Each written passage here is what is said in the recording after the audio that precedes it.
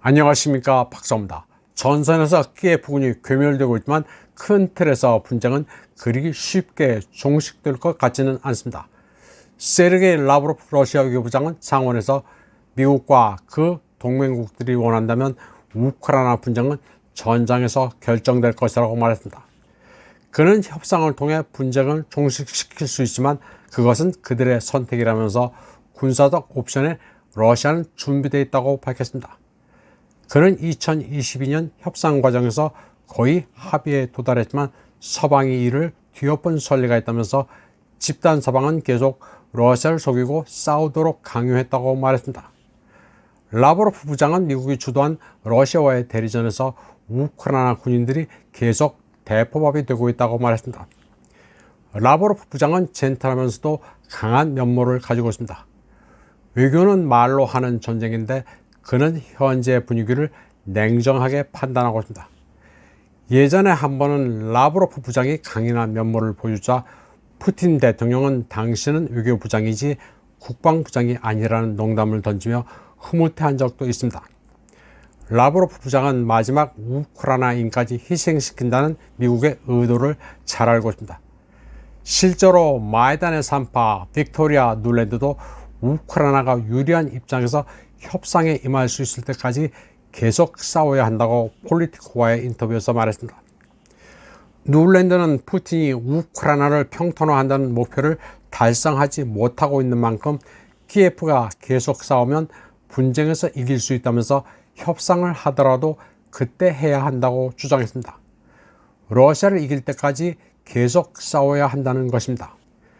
중국의 글로벌 타임즈도 푸틴이 경제학자를 신임 국방장관으로 기용함으로써 우크라이나에서 장기전을 할 준비가 되어 있다고 평가했습니다. 장기전에 대비해 경제와 군사의 균형을 맞추려 한다고 봤습니다.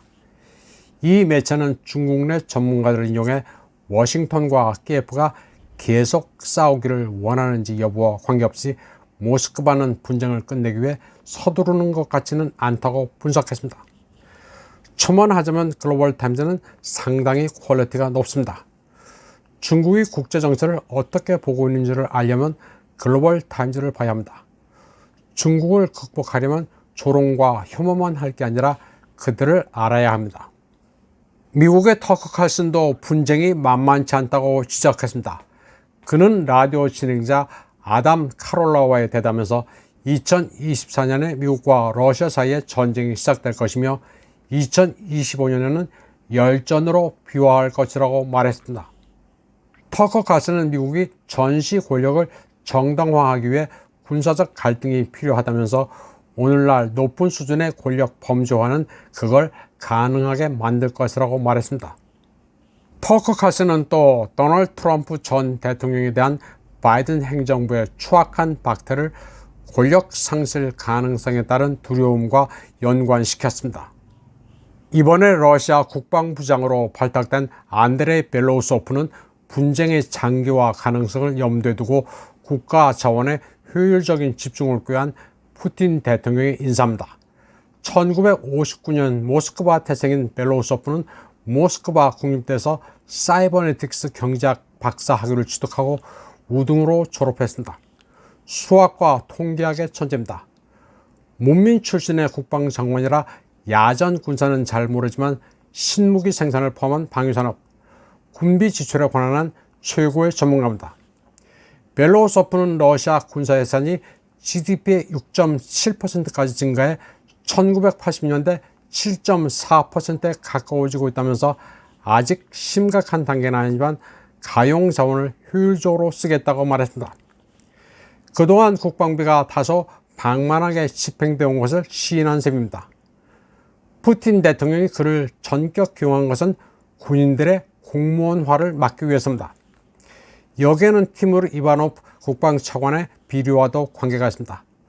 군사 예산이 새는 부분이 있었다는 현실 인식이 반영된 것입니다. 벨로우소프는 군대 내 불필요한 관료주의를 혁파하고 군인 복지도 더 강화하겠다고 밝혔습니다.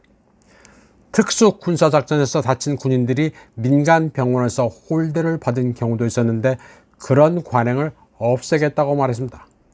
그는 또 특수군사작전에 참여하는 군인들의 봉급은 20만 루블, 달러로 2,200달러 수준인데 주택수당, 의료 서비스 같은 다른 혜택도 더 보완하겠다고 말했습니다. 벨로우소프의 등판으로 러시아는 드론과 항공기 대량 생산에도 더욱 박차를 가할 것으로 예상되고 있습니다. 군대 개혁은 그에게서 적극적인 산업 정책으로의 전환입니다. 군정과 군령도 더욱 확실하게 구분됐습니다. 야전의 모든 군사적 사항은 발레리 게라시모프가 알아서 하게 됐습니다. 결론적으로 말해 우크라이나만을 염두에 둔다면 다 이긴 분쟁에 러시아가 지금 장수를 바꿀 이유가 없습니다. 우크라이나의 범위를 넘어선 분쟁의 에스컬레이션 가능성에 대비하고 있는 것으로 보는 게 맞습니다. 이번 방송은 여기까지 하겠습니다. 시청해주신 여러분 감사합니다.